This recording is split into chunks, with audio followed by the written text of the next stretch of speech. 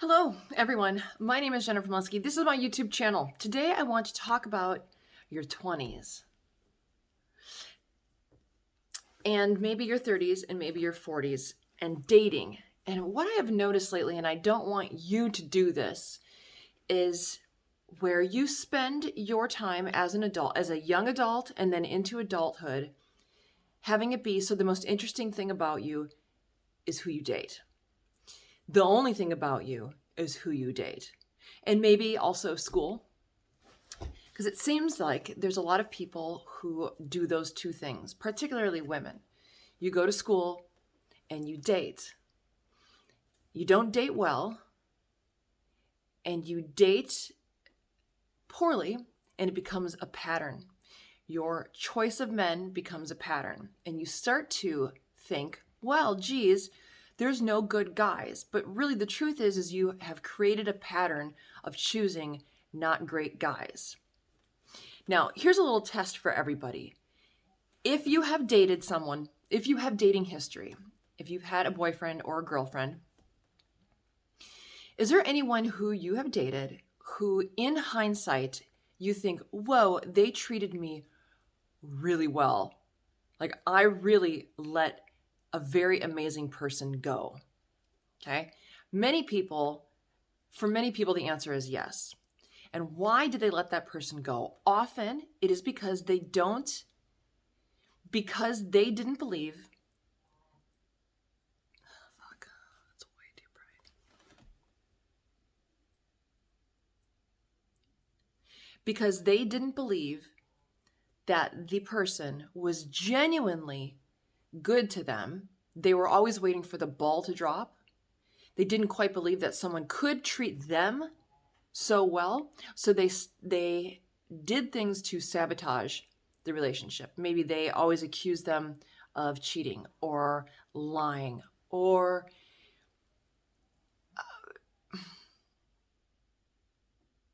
they did things to try to get the person to treat them the way they thought they should be treated, which is poorly.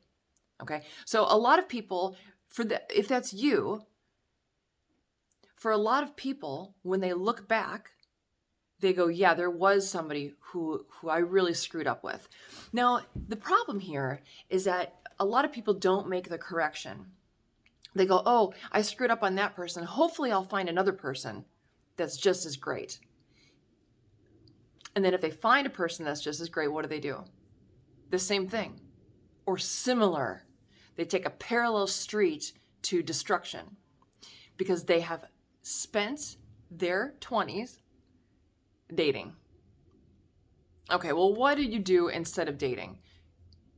You make yourself the most interesting version of yourself for two people. For you, so when you look in the mirror, you're like, I am awesome. Like, I am awesome. And whoever chooses me and whoever I choose is winning. They're going to win because I'm so amazing. Instead of, I've dated so many men. This is the greatest guy that I've ever got. Can I get better than that?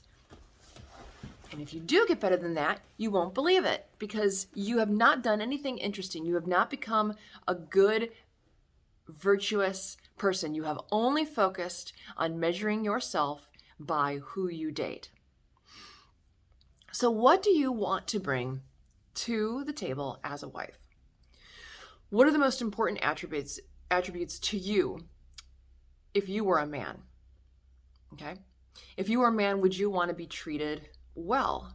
Yes? Okay. If you were a man, would you want your wife to have very full control of her emotions? Yes? Okay. Would you, if you were a man, would you want your wife to have gone through and dealt with all the emotional baggage?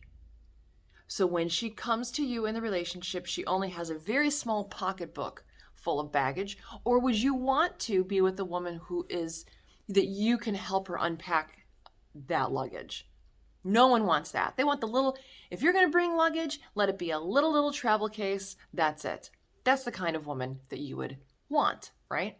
Would you want a woman who can make dinners and food beautiful and interesting every night, to the point that when you go out to eat at a nice restaurant, you're always disappointed because the cooking is not as good as your wife's.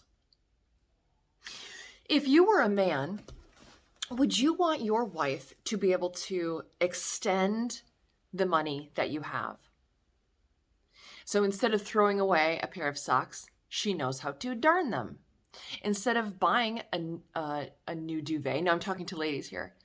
You know how your room is very important, and your bed, you always want it to look pretty. And sometimes, as a woman, your tastes change. So you'll change the duvet, and you'll change the look of the room. Well, instead of spending $100, $200 on a duvet, she knows how to sew. So she can make these things. She can make a beautiful home with any amount of money and restraint that she is given. Would you want a wife like that if you were a man? What about if you are a man? Does that sound more desirous?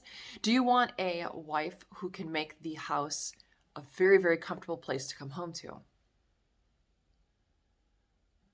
Do you want someone who knows how to clean?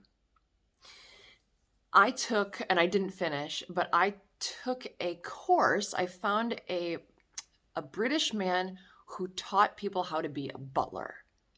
And I got this butler book, and they talked about how when you get the newspaper, you bring in the newspaper and you iron the newspaper, and all these really, really cool things about managing a household, because that's the butler's job, is to run a magnificent household.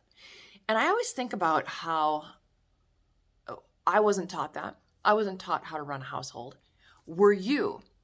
To what extent were you taught? And what gaps do you have to learn to run a household?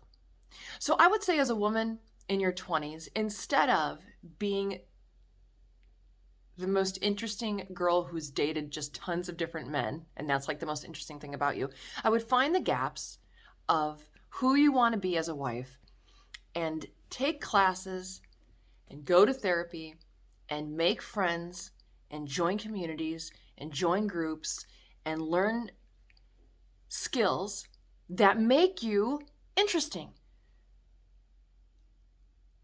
So you can measure yourself against yourself instead of the coolest dude that you've dated and that you fucked up with.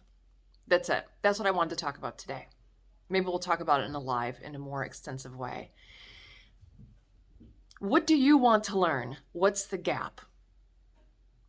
I can't wait to hear. Okay, be well.